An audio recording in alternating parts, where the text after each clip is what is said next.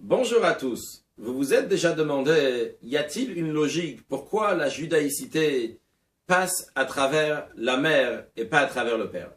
Deuxièmement, pourquoi les femmes sont exemptées de la majorité des commandements qui dépendent du temps, comme les tefilines qu'on met les 6 jours de la semaine et pas Shabbat, à l'exception de certains comme le Shabbat ou la Matzah Pesach, etc.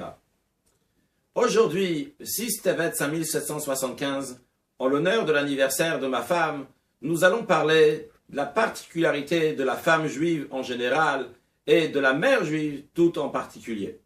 Dans la paracha de la semaine Vayechi, la Torah nous raconte que Yaakov, le troisième des patriarches qui a vécu ces dernières années en Égypte, a appelé son fils Yosef qui était le vice-roi et lui a dit « Je veux que tu m'enterres en Israël ».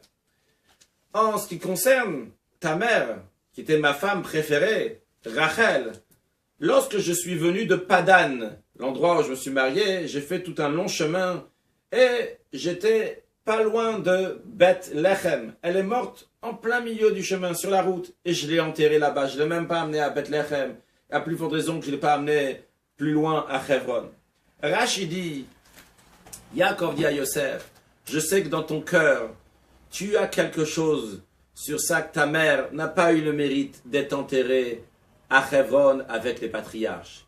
Mais Yaakov lui dit, sache que je l'ai fait par la parole de Dieu. Car, dans des années, ça s'est passé 1000 ans plus tard, lorsque le premier temple a été détruit et Nebuzaradan a exilé le peuple juif, il les a amenés à Bavel, à Babylone. Sur le chemin, les Juifs sont passés devant la tombe de Rachel et ont prié là-bas. Et Rachel a supplié Dieu, a pleuré à Dieu pour le peuple juif. Et Dieu lui a répondu, j'ai écouté tes prières, ne pleure pas, tes enfants repartiront dans leur terre. C'est pour ça que je l'ai enterré là-bas. Et c'est ça d'ailleurs que Rashi dit, Yosef a quelque chose dans le cœur, dans la tête. Yosef pouvait comprendre que Yaakov, peut-être c'était difficile pour lui avec tous les enfants d'amener Rachel à Hebron. Peut-être que moralement, il était tellement peiné, il avait un si grand chagrin qu'il ne pouvait pas amener sa femme jusqu'à Hebron. Et dans son cœur, il se disait, ma mère a perdu quelque chose de mérite d'être enterrée avec les patriarches à Hebron. Et Yaakov répond à son fils Yosef en autre mot, il lui dit, non, tu fais une erreur. Ta mère, elle n'a rien perdu. C'était sa volonté. Tu étais jeune lorsque ta mère est morte. Mais si on avait demandé à ta mère, qu'est-ce que tu veux? Est-ce que tu veux une perfection personnelle? Pouvoir être enterré avec les patriarches? Ou bien être enterré en chemin, mais là-bas tu pourras aider ta descendance des années plus tard? Sans aucun doute, ta mère aurait répondu avec plaisir, je suis prêt à être enterré sur le chemin pendant des centaines d'années pour pouvoir aider le peuple juif. Et ça, c'est une femme juive exemplaire. Elle n'est pas retournée vers elle-même, qu'est-ce qu'elle va gagner, qu'est-ce qu'elle va avoir, mais qu'est-ce que je peux faire pour la famille? Et c'est d'ailleurs la raison pour laquelle que les hommes ont des commandements sans arrêt. Qu'est-ce qu'ils doivent faire dans telle situation, une autre situation, étudier, prier, faire du commerce comme Dieu le veut. Parce qu'il faut faire la conquête, encore prendre des choses, et là-bas dans la matière, retrouver Dieu. Par contre, les femmes sont données à quelque chose de beaucoup plus important. Ils sont donnés à quelque chose de fondamental. Mettre naissance, donner une vie au foyer juif, à des enfants, à la génération à venir. Les femmes ne pensent pas elles-mêmes, qu'est-ce que moi je gagne, quelle perfection je vais avoir, mais qu'est-ce que je peux faire, qu'est-ce que je peux donner qui va rester à l'éternité dans le meilleur investissement dans une vie de famille. Et Rachel est la mère exemplaire du peuple juif. C'est pour cela que Rachel est appelée Akeret Habayit, qu'elle est le Ikar, l'essentiel des femmes de Yaakov. Yaakov a plusieurs femmes. Mais Rachel représente l'exemple d'une femme qui est entièrement dévouée pour sa famille.